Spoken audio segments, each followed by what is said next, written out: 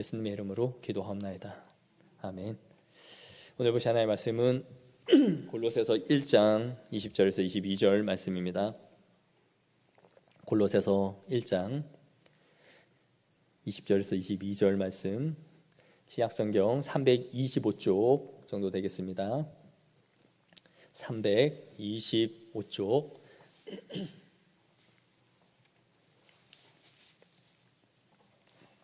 골로새서 1장 20절에서 22절, 우리 한 목소리로 합독하겠습니다. 시작. 그의 십자가의 피로 화평을 이루사 만물 곧 땅에 있는 것들이나 하늘에 있는 것들이 그로 말미암아 자기와 화목하게 되기를 기뻐하심이라. 전에 악한 행실로 멀리 떠나 마음으로 원수가 되었던 너희를 이제는 그의 육체의 죽으심으로 말미암아 화목하게 하사 너희를 거룩하고 흠없고 책망할 것이 없는 자로 그 앞에 세우고자 하셨으니. 아멘. 오늘 십자가로 무엇을 우리에게 주셨는가를 살펴보려고 합니다. 예수님의 일대기에 관해서 많은 영화, 성화들이 나와 있죠. 그런데 그 중에서도 역작으로 만들어졌다 평가받을 만한 영화는 우리가 잘 아는 그 멜 깁슨 감독의 패션 오브 크라이스트라는 영화일 겁니다. 대부분 다 보셨겠죠. TV에서나. 그 영화가 만들어졌을 때 많은 사람들이 충격을 받았는데 그 이유는 예수님의 고난과 그 순환이 너무나 적나라하게 리얼하게 담겨져 있었기 때문입니다. 저는 청년부였을 때 교회에서 청년들과 단체 관람을 했던 기억이 나는데요. 로마인들이 그 예수님을 쇠 채찍으로 때리고 심하게 매질을 하는 그런 모습이 담겨 있습니다. 그 로마인들이 만든 채찍은 끝에 그 갈고리가 있어서 몸에 감기면 살점을 뜯어낼 수 있도록 고안된 그런 가장 잔인한 무서운 채찍이었습니다. 한 번 맞고 나면 살점이 다 뜯어져 나가는 그러한 채찍이었던 것이죠.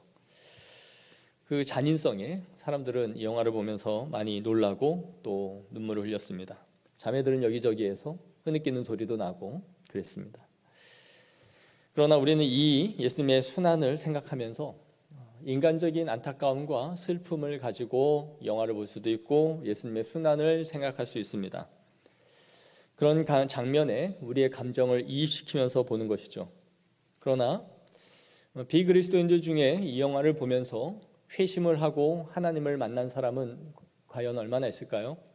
아니면 그리스도인들 중에서 이 영화를 보면서 눈물을 흘리고 했던 사람들 중에 정말 참된 회개와 뉘우침으로 이 영화를 보면서 울었던 사람은 얼마나 있을까요? 단순히 예수님이 맞고 고통당하는 장면을 보면서 우리는 운 것은 아닐까요? 마치 영화를 보다가도 한 착한 주인공이 고난을 많이 받고 사람들에게 멸시를 받고 또 죽임을 당하는 것을 보면 안타까워하듯, 성화를 보면서도 예수님이라는 주인공이 그렇게 고통을 받는 걸 보면서 동일하게 감정이입을 하고 안타까워하고 눈물을 흘렸다면 무엇이 다른 것일까요? 이것이 바로 영화가 주는 한계이겠죠. 일반 은총 가운데 사람들은 이러한 성화를 만들고 사람들에게 어떠한 메시지를 주려고 그것을 그려낼 수는 있지만 그것은 거기까지입니다. 복음에 담겨있는, 성경에서 우리에게 말해주고 있는 예수님의 죽으심과 그 의미에 대해서까지는 풍성하게 전달할 수 없는 것이죠. 성경 안으로 들어가 그 계시된 특별 계시의 성경 안에서 하나님이 예수님의 죽으심의 의미가 무엇인지를 우리에게 말해주기까지는 영화로는 그거를 알 수가 없는 것입니다. 그냥 그 사실을 우리가 볼 뿐이죠. 예수님이 십자가에 달리자 예수님 곁에는 많은 여인들이 함께 있었고 그들도 함께 울며 예수님의 죽으심을 바라보고 흐느꼈습니다. 그러나 예수님은 누가복음 23장 28절에 이렇게 말씀하시죠. 예수께서 돌이켜 그들을 향하여 이르시되 예루살렘의 딸들아 나를 위하여 울지 말고 너희와 너희 자녀를 위하여 울라. 예수님이 죽어가시면서도 고통을 받으면서도 너희가 울어야 할 대상은 내가 아니라 너희 자신이야 라고 말하는 거예요. 너희가 왜 나를 위해서 우느냐? 너희 자신을 위해서, 너희 자녀를 위해서 울어야 된다. 내가 왜 죽는지를 너희가 안다면 정작 울어야 할 이유가 내가 맞고 고통당해서가 아니라 너의 자신의 상태와 영혼 때문임을 직시할 수 있을 것이다 라는 것이죠. 내가 육체적으로 맞고 고통받는 것으로 감정이입을 하고 동정하지 마라. 예수님은 동정의 대상이 아니신 거예요. 오늘 본문 21절을 보십시오. 전에 악한 행실로 멀리 떠나 마음으로 원수가 되었던 너희라고 바울은 말하고 있어요. 아담과 하와가 범죄한 이후에 그들은 어떻게 되었습니까? 에덴 동산에서 쫓겨났죠. 하나님의 임재와 보호의 상징이었던 에덴 동산으로 쫓겨났다라는 것은 더 이상 하나님의 임재 가운데 거할 수 없다, 하나님으로부터 멀리 떠났음을 보여주는 것입니다. 단절되었다, 영적으로 끊어졌다라는 것이죠. 이후로 가인이 아벨을 죽이고 그는 또한 동쪽, 거기서도 더 멀어지는 동쪽으로 이동을 합니다. 그리고 거기에 놋 땅에 새로운 자신의 안식처로 머물게 되죠. 인간은 이렇게 하여 계속해서 에덴에서 멀어져 가고 있는 것을 상징적으로 보여주는데, 에덴은 성경신학적으로 하나님이 임재하시는 성전을 의미합니다. 하늘의 예루살렘 성전, 주님의 임재가 가득한 그 성전에서 멀어지고 있는 인간을 보여주는 것이죠. 더 이상 하나님과 가까이 갈 수 없는 상태가 된 겁니다. 그래서 바울은 이러한 존재를 우리를 뭐라고 말하냐면 원수라고 말해요. 하나님의 원수, enemy라는 겁니다. 영어 성경에는 대주적, 이 주적이라는 개념 때문에 한동안 언론에서 시끄러웠죠. 더 이상 군대에서 정신교육 교재에 북한을 주적이라고 말하지 않겠다라고 주적이라는 개념을 빼겠다는 거죠. 그랬더니 한쪽에서 반기를 들었습니다. 지금도 북한은 남한을 향해 미사일을 날리고 핵을 쏘고자 하는 그 대상이 우리나라인데, 도대체 북한이 주적이 아니면 누가 우리의 군대에 싸워야 할 주적이냐? 군대가 존재해야 하는 가장 큰 이유 중에 하나가 북한 때문인데, 그 주적을 개념을 빼면 어디랑 싸우겠다는 거냐? 그러면서 갑을 논박, 서로 넣냐 빼냐를 갖고 말했죠. 주적이라는 개념, 이 적이라는 개념이 바로 하나님과 우리가 원수되었다라는 것에 이 대적, 주적이라는 겁니다. 하나님과 대척점에 서서 하나님을 저항하고 싸우는 존재가 되었다라고 성경은 우리를 말하고 있어요. 너 원수야, 하나님이랑. 하나님을 떠난 인간이 끊임없이 하나님을 저항하는 상태에 있음을 말해줍니다. 우리는 1차적으로 자연인은 하나님의 존재를 거부해요. 하나님이 이 세상을 창조했다고? No. 증명해봐라. 있으면 나와봐라. 내가 하나님을 욕할 테니까 살아있다면 벼락이라도 한번 쳐봐라. 하늘을 향해 삿대질을 하고 욕설을 해도 야, 묵묵부답하는 그런 하나님이 어디 있냐. 그러고 비웃죠. 지난이 과학인이 하는 말로 머리가 좋은 지성인들은 그걸 떠들어댑니다. 뭐 이론이 어떠니, 과학적으로 어떠니, 이런 이론이 있다느니. 또한 인간은 삶 가운데 하나님의 말씀을 인정하려 하지 않죠. 삶의 주인이 하나님이라는 말을 결코 받아들이지 않습니다. 내 인생의 주인공이 나야 나지, 하나님이 나의 인생의 주권을 잡고 있다는 말 굉장히 불쾌하게 생각합니다. 그래서 하나님을 믿으면서도 주권을 하나님 앞에 돌리지 않아요.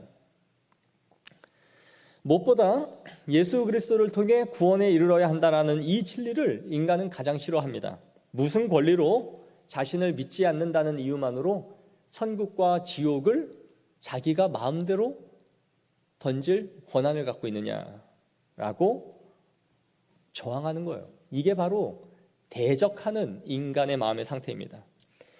또한 인간은 무슨 좋지 않은 일이 일어나거나 내 힘으로 감당할 수 없는 비극적인 일이 벌어지면 하나님을 저주하며 욕합니다.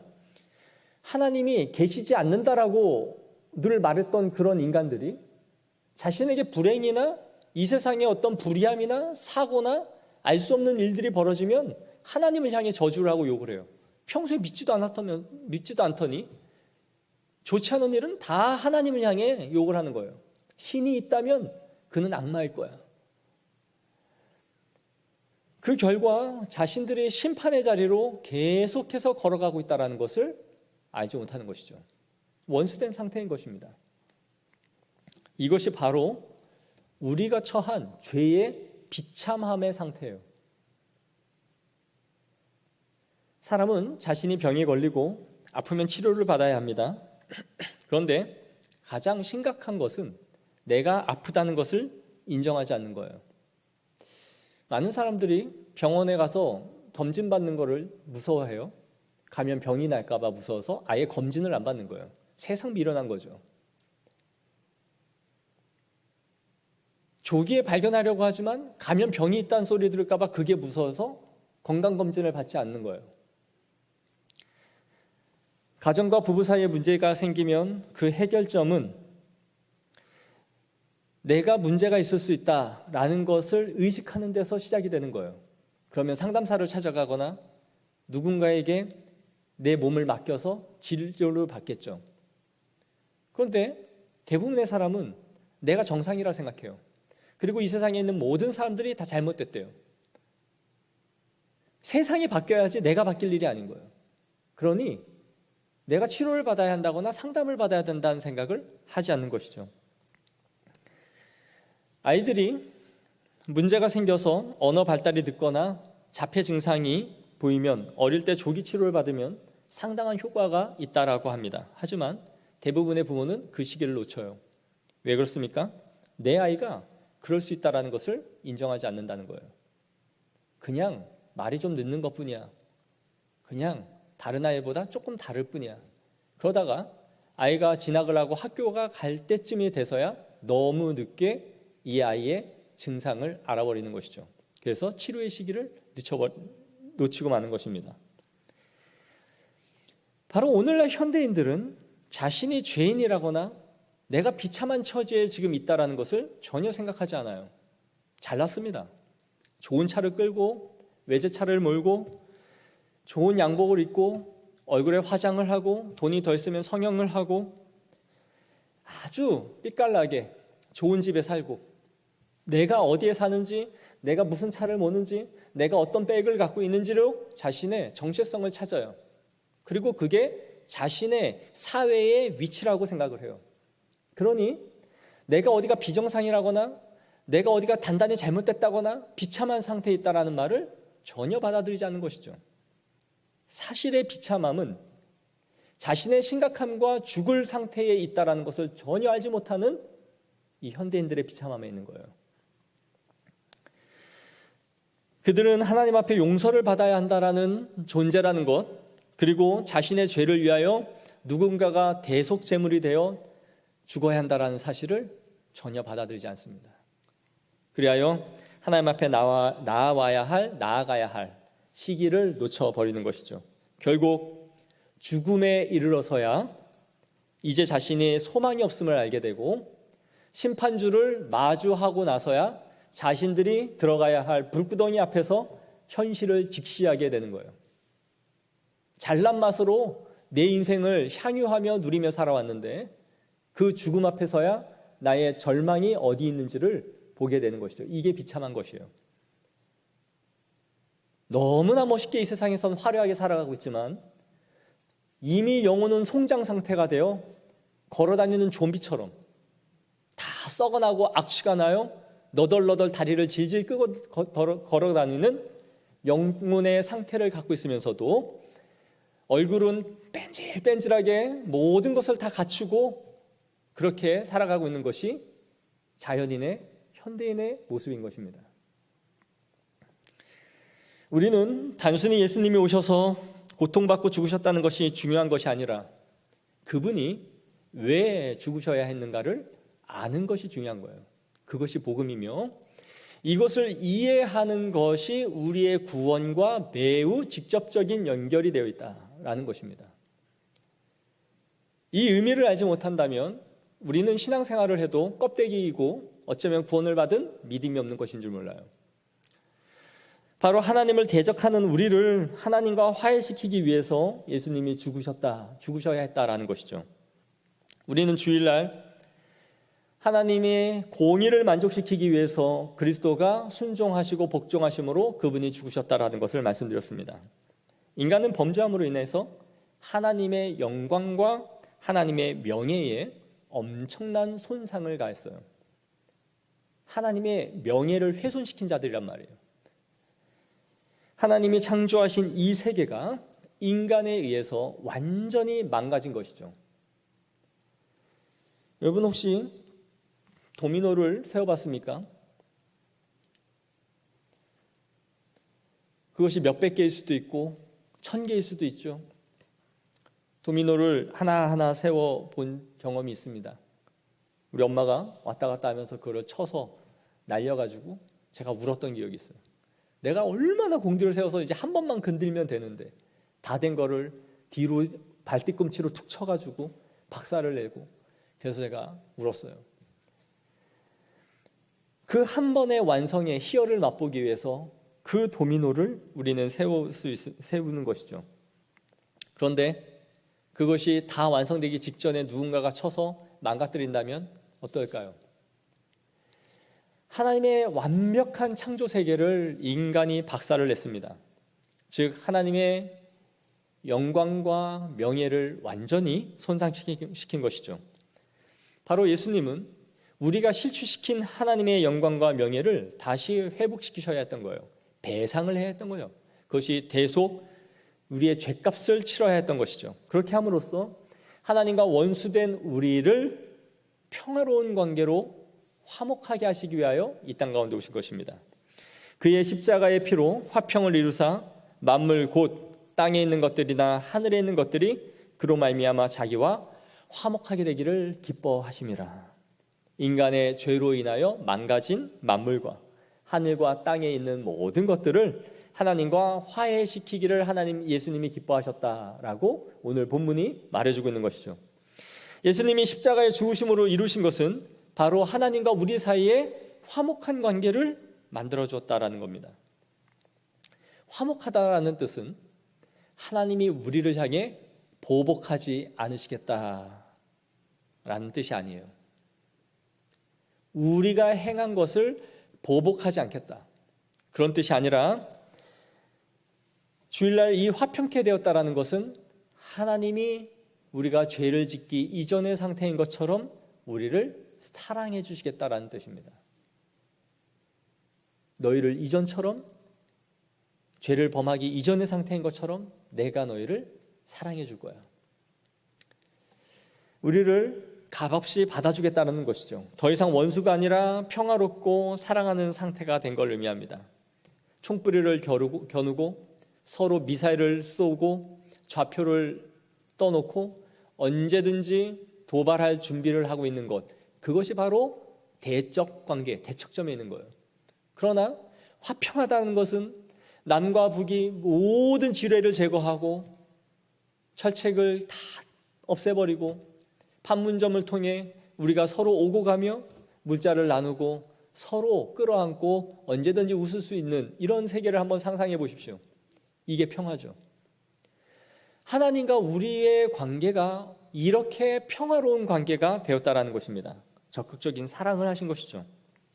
에베소서 2장 14절에 그는 우리의 화평이신지라 둘로 하나를 만드사 원수된 것 곧 중간에 막힌 담을 자기 육체로 허시고, 우리와 하나님 사이에 막힌 담을 헐어버렸다라고 말하는 것입니다. 이제 하나님과 하나 되게 하셨다. 대적 관계로 싸워야 할 우리가 이제는 서로 왕래하며 사랑의 관계를 나눌 수 있는 그런 상태가 된 것이죠. 그리하여 로마서에는 이것을 화목제물이 되었다라는 구약의 이미지를 갖고 왔습니다. 하나님과 그의 백성들이 서로 하나님 앞에 드린 제물을 먹고 마실 수 있는 화목제물이 되었음을 말해주는 것이죠. 예수 그리스도의 피와 살을 우리가 먹고 마심으로 이제는 화목하게 되었다. 이 화평의 관계를 계속해서 말해주고 있어요. 화목제물, 화평, 둘로 막힌 담을 허셨다. 바울은 이 개념을, 원수됨과 화평을 아주 극적으로 대조하면서 계속 설명하고 있는 것이죠. 우리가 하나님을 대할 때 이제 더 이상 심판주로 대하지 않게 되었다는 것은 얼마나 우리에게 위로가 됩니까? 예수님이 오셔서 하나님과 우리 사이를 화평하게 하지 않으셨다면, 예수님께서 구름 타고 천군 천사와 호령을 하시면서 이 땅 가운데 임하실 때에 우리는 그 누가 하늘을 우러러 마라나타 주 예수여 어서 오시옵소서라고 주님을 눈을 대하며 마주 대할 수 있을까요? 고난받는 종의 모습이 아닌 영광과 광채 가운데 하늘의 수많은 천사들이 하늘을 뒤엎고 하늘에서 사다리가 내려오고 주의 천사들이 하늘에서 오르락내리락 하는 것을 볼 때에 그 주님을 어떻게 우리가 맞이할 수 있을까요? 화평한 자들이 아니고서는 모두 다 졸도하고 까무러질 것입니다. 내가 저주하고 비난하던 그 예수가 우리 가운데 나타났을 때에 누가 그 주님을 기쁨으로 맞이할 수 있을까요?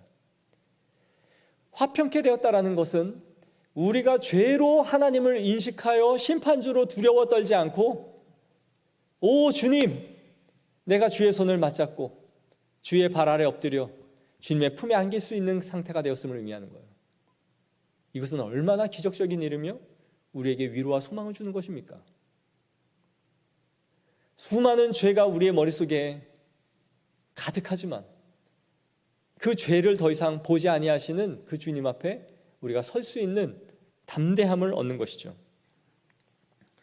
그런데 여기서 더 나아가 22절에 우리에게 뭐라고 말합니까? 이제는 그의 육체의 죽으심으로 말미암아 화목하게 하사 너희를 거룩하고 흠없고 책망할 것이 없는 자로 세우셨다는 것이죠. 죽으심으로 이루신 것은 우리의 죄를 씻으심으로 대속하는 것에만 머물지 않았다. 흠이 없다는 게 무슨 말입니까? 부끄러워하거나 수치스러워할 것을 남기지 아니하셨다. 떳떳하게 하나님을 볼 수 있게 하셨다는 거예요. 떳떳하게.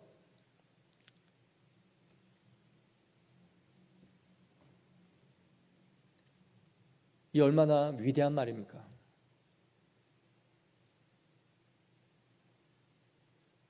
저는 목사로 살아가지만 제가 지은 죄가 하늘에 사무치는 것 같이 항상 두려워요. 이렇게 살다가 주님을 만나면 주님을 내가 마주 대할 수 있을까?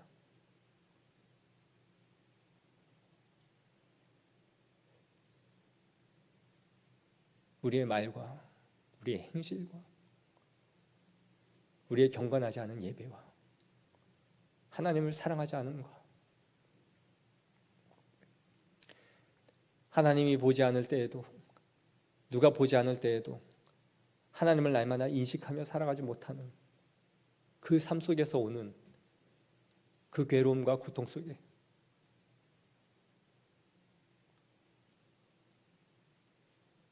주님을 어떻게 대할 수 있을까? 그러나 이 말씀은 얼마나 능력이 됩니까? 흠이 없고 거룩하고 책망을 받지 않게 하겠다. 하나님께 책망을 받거나 정죄함을 받지 않는 상태.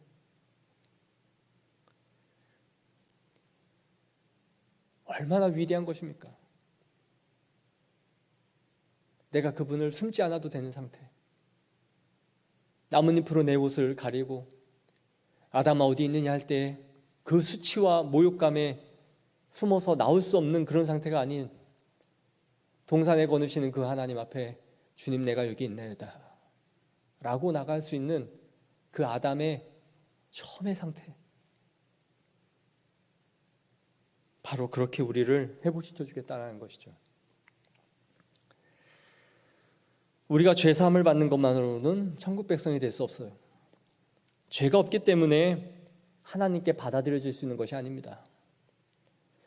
만약에 누군가가 이민을 가거나 또 어디에 무언가를 지원하여 심사를 받을 때 우리의 직업이나 또 우리의 범죄 경력이 있는지 우리를 조사할 것입니다. 이민을 가려 한다면 이 사람이 자신의 나라에 와서 살면 유익할지 심사를 하겠죠. 그런데 이 사람의 범죄 경력을 따져보니 이 사람이 사기를 친 적도 없고 마약이나 폭력의 전과가 없고 아무런 범죄한 사실이 없는 선량한 시민이라 하여 그 사람에게 영주권을 주거나 시민권을 주는 것은 아니죠. 그것은 그냥 당연한 것입니다. 인간으로서 범죄하지 않고 폭력 행사하지 않고 음주운전이나 마약과 사기 혐의를 없는 것, 그냥 죄 없이 산 거죠. 그러나 그것 때문에 의롭습니다, 우리나라에 와서 사세요라고 하는 나라는 없어요. 당신이 우리나라에 와서 어떠한 것으로 기여할 수 있는지를 묻겠죠.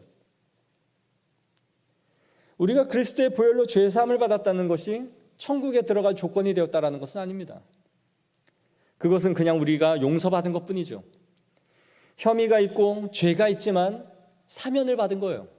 그래, 무죄로 너의 죄를 용서한 것이다. 그러나 우리가 천국에 들어가기 위해서는 반드시 공로가 있어야 됩니다. 그 안에 들어가 살 만한 권리를 획득해야 되는 것이죠. 공로가 필요한 것이죠. 천국에 들어가기 위해서는 의로워야 하며 그분의 나라에 들어갈 만한 공로가 필요한 것이에요. 죄사함을 받았다는 것이 의롭다는 뜻은 아닌 것이죠. 그런데 그 의로움이 어디 있습니까? 바로 예수 그리스도 안에 있는 것이에요. 예수 그리스도께서 십자가에 죽으심으로 말미암아 거룩하고 흠없고 책망할 것이 없는 자로 그 의로움을 우리에게 주신 거예요. 이걸 믿으십니까? 그리하여 하나님 앞에 떳떳하고 비난받거나 책망받을 것이 없도록 예수님이 우리의 완전한 보호막이 되어주신 거예요. 더 이상 우리는 공로로 만들어내는 사람들이 아니에요. 봉사를 하면서 이렇게 열심히 섬기면 하나님이 나를 의롭다 해주실까 하여 교회를 섬기고 있습니까?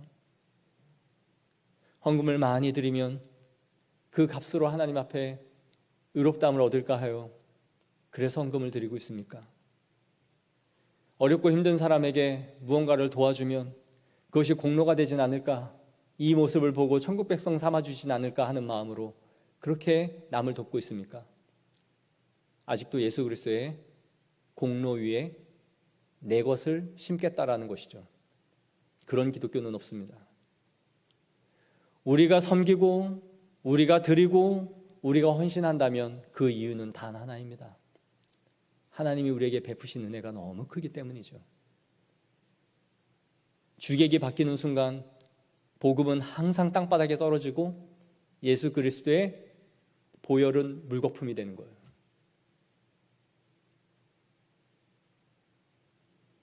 그러나 우리는 이것을 놓칠 때가 얼마나 많습니까? 이 복음을 거저 받는 것이 너무 어려운 거예요.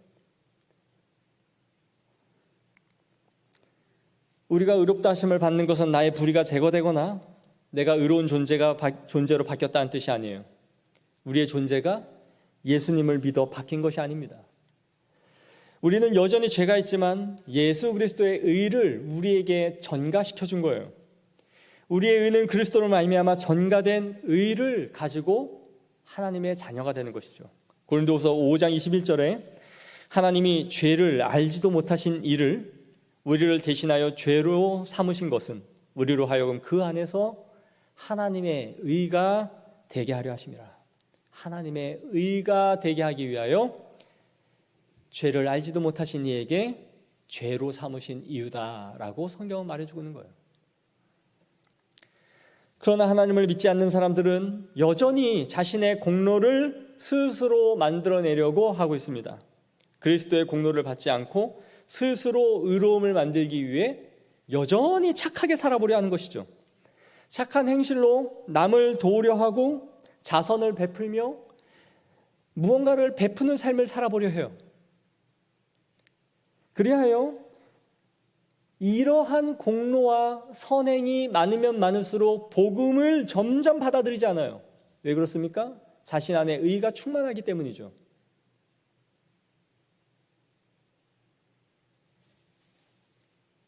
나는 누군가를 토색하지 않았고 하루에 일주일에 몇 번 금식을 했으며 근체와 회양에 11조로 하나님 앞에 드렸습니다. 바리새인의 고백이죠. 그래, 네 잘났다. 네 공로 많이 세웠다. 네 공로 가지고 영벌에 처해져라. 그 예수님의 말이에요. 그래, 네 잘났다. 11조 많이 드렸고 근체와 회양에 11조 금식도 열심히 잘했다. 네가 세운 네 경건과 네 의로움을 가지고 지옥에 나가라. 하나님이 받지 않겠다. 하나님이 우리에게 원하시는 것은 우리의 알량한 선행이 아니에요. 우리의 고작 우리의 마음 가운데 있는 그 알량한 선행을 몇 번 했다라고 하여 하나님이 우리를 의롭다라고 천국으로 인도하는 것이 아니다라는 거예요. 그들은 자신의 공로를 쌓음으로 천국에 들어갈 수 있는 자격을 획득하려 하지만 그렇게 하면 할수록 천국에서 멀어지고 있는 것이죠. 그렇기 때문에 그들은 여전히 하나님과 원수되는 상태이며 하나님의 저주의 대상입니다. 하나님과 화목하고 하나님과 화해하지 않은 상태에서 우리가 행하는 모든 의로운 행위는 하나님 앞에 공로를 획득하려 하는 저주의 대상이 될 뿐이에요.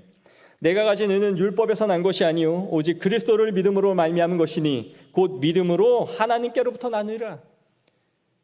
얼마나 성경은 로마서와 빌립보서와 고린도서와 오늘 제가 말씀드린 수많은 구절에서 예수 그리스도의 의와 복음의 능력이 무엇인지를 우리에게 말해줍니까? 우리가 세울 의로움은 바늘 한 칸도 꽂을 곳이 없는 거예요. 우리 신앙에 바늘 한 칸도 몇 점 영영 몇 미리 되는 바늘 하나도 세울 곳이 없다. 이것이 복음이에요. 우리의 율법의 의로움으로는 천국에 들어갈 만한 근거를 세울 만한 분깃이 바늘 하나 꽂을 자리도 없는 거예요. 하나님이 원하시고 받으시는 의로움은 우리의 행한 알량한 도덕이나 윤리적 삶이 아닙니다. 하나님은 그리스도를 받으셨고 그분이 이루신 공로만 받으시는 거예요. 그분이 흘리신 보혈로 화목하게 하심과 하나님의 진노를 풀어주심과 그분이 우리를 위해 흘리신 모든 의로움으로 우리는 구원을 받을 수 있는 필요, 충분, 조건을 다 갖춘 거예요. 아멘입니까? 이렇게 값없는 복음을 주셨으니 목사님 제가 왜 어리석게 11조를 했을까요? 왜 감사헌금은 했고 왜 봉사를 한다고 이 죽을 똥을 싸면서 마음의 기쁨에도 없는 섬김을 이렇게 하고 있는 걸까요? 그런 거 아무것도 안 해도 천국은 가는 건데 그런 생각이 드십니까? 그래서 아직도 복음을 이해하지 못하고 있는 거죠. 그거는 호루자식이 되겠다는 거죠. 은혜를 똑바로 누리고 은혜를 분명히 몰랐다는 거죠. 은혜를 아는 자들은 절대 그런 반응 안 하죠. 그 행위가 뭔지 아십니까? 예정하신 자들은 다 하나님 천국 간다면서요, 목사님. 이 세상에서 개차반으로 살아도 하나님이 예정하시면 다 천국 가는 거 아닙니까? 저는 실컷 죄 짓다가 죽기 직전에 하나님 믿으랍니다. 그런 믿음이랑 똑같아요.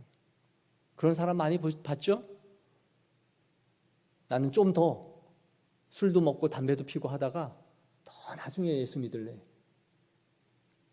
지옥으로 가는 직행 열차를 타고 달리는 사람들이에요.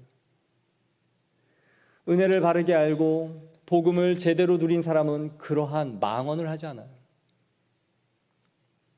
내 인생, 내 삶의 생명 모든 것을 주께 드려도 다 부족하기에 하나님 앞에 매여 있는 삶을 살아요. 복음을 아는 자들만이 그러한 삶을 기꺼이 드려요. 그것이 율법으로 살아가지 않는 신자의 자유예요. 그래서 야고보 기자가 말하듯 자유를 주는 율법이 무엇인지를 아는 거예요.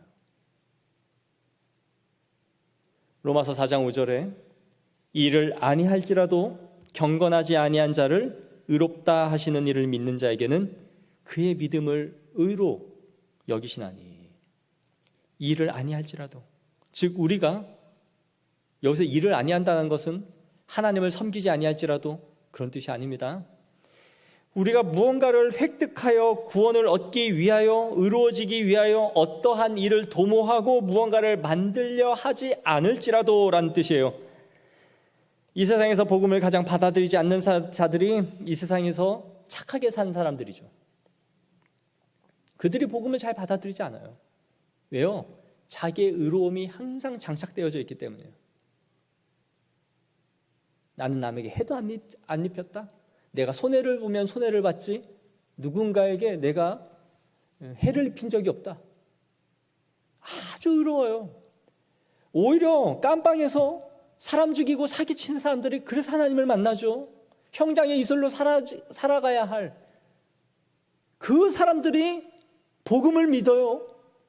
세상 사람들은 볼 때 저런 놈이 죽어야지 무슨 천국을 간다고, 하나님은 저런 인간을 용서하셔서 구원해 보내나. 네가 의로움으로 살고 욕을 하는 네가 바로 저주를 받고 죽을 인간인 거죠, 하나님 앞에서. 그러나 나는 세상에서도 버림받고 세상에서도 사형 선고받은 인간이에요. 그런데 내가 주님 앞에 옳다 인정함을 받고 나의 죄를 씻으신 그 예수 그리스도를 믿는, 옆에 달린 강도와 같은 마음으로 주님을 붙잡는다면 네가 함께 오늘 밤에 나와 함께 낙원에 이르리라. 그것이 복음입니다.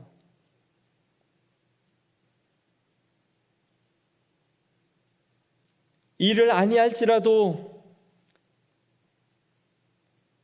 하나님께서 주시는 그의 아들 예수 그리스도의 공로가 우리에게 입혀지는 거예요. 하나님이 의로운 분이신데 아무것도 하지 않은 그 사람을 의롭다 하는 것은 하나님이 불의한 것이 아닙니까? 어떻게 아무것도 행한 사람을 의롭다 할 수 있습니까? 첫째, 그리스도의 죽음이 불의로 진 빚을 모두 하나님 앞에 갚으셨기 때문에 그것은 합당한 거예요. 완전한 배상, 완전한 대속, 우리의 모든 일체의 것을 지불하신 거예요. 그러니까 성도 여러분, 자꾸 삶이 이런 걸 보니 내가 이전에 지은 죄가 많아서 하나님이 자꾸 나에게 벌을 내리시는 것 같아요. 이런 생각하지 마세요. 여러분이 받을 벌 예수님이 다 받으셨습니다. 우리가 처벌받고 우리가 받아야 할 저주 예수님이 다 받으셨어요. 뭐 좀 남겨놨다가 네 예전에 그렇게 죄범했지? 이제 벌 받는다. 그런 생각하지 말라는 얘기예요. 주님 앞에 자유하세요. 정죄함이 없단 말이에요. 이전의 죄를 하나님이 기억하시지 않겠다는 거예요. 그러나 우리의 죄를 하나님이 다루심이 있다면 그것은 죄에 대해 처벌하고 죄값을 갚게 하시는 것이 아니라 그 죄로 우리를 거룩하고 흠없고 순결하게 만들고자 하시는 하나님의 손길인 것이에요. 죄에 대한 처벌이 아니에요. 그것이 바로 율법주의에 사로잡히게 만들어요. 그러나 이 설교를 하고 있는 저도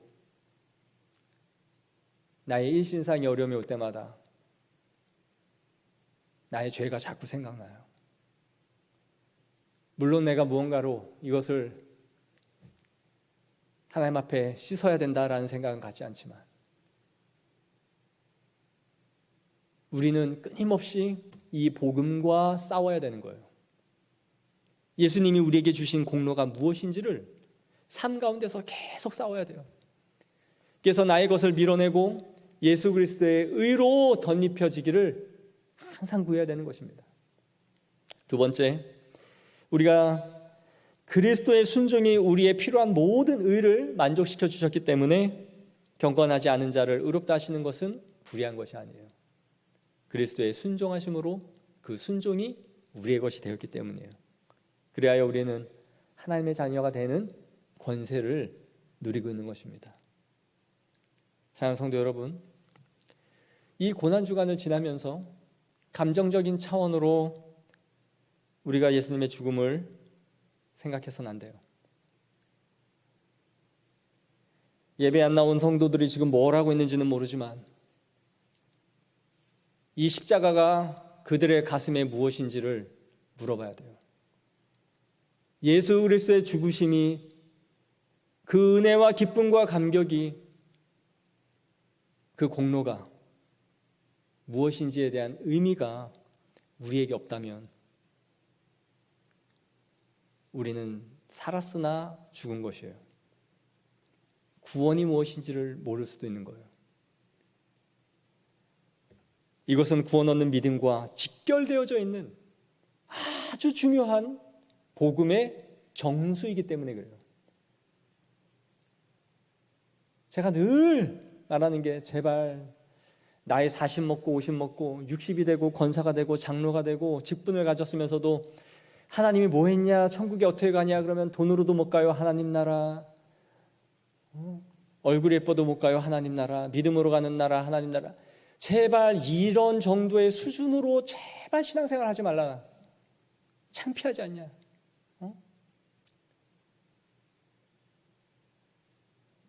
예수 믿어 천국 갑니다. 누가 몰라요? 유초동부 애들도 다 그 말 합니다.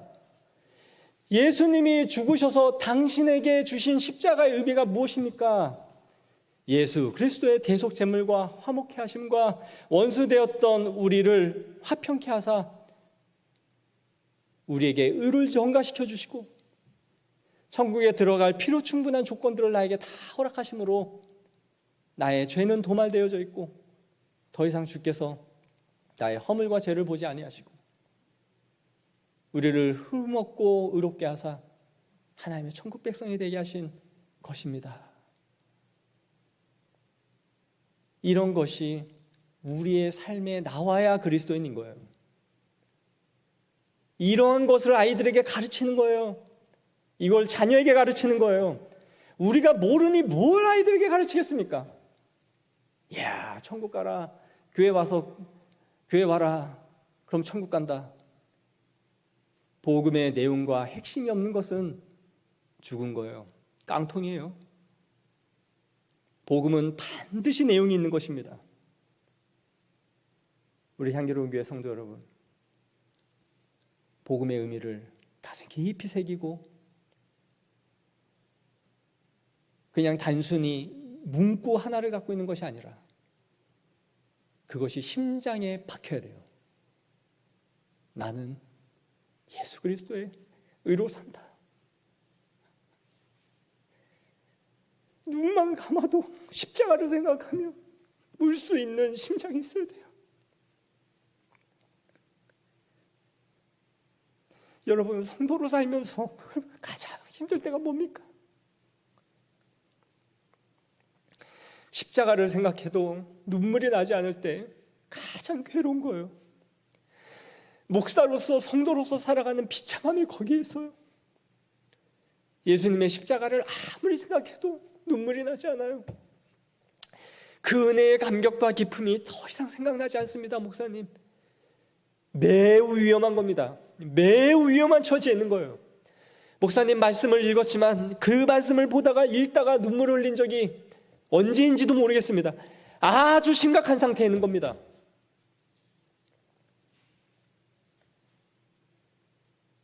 십자가는, 그의 부활과 영광은 성도를 살아가게 하는 엄청난 유일한 힘이어야 돼요. 제 마음에도 이런 마음이 설교를 하기 전에 식어져 가는 것은 아닐까? 십자가를 전해야 하지만 내 안에 십자가가 없는 것은 아닌가? 우리 예수 그리스도의 죽으심은 그냥 한 사람의 인간이 죽은 것이 아니에요.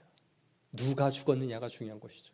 하나님의 아들이 나 하나를 살리기 위해 자신의 존재의 전부를 버리신 것이에요. 그 은혜와 감격이 우리의 모든 성도들 가운데 넘쳐나기를 축복합니다. 기도하겠습니다.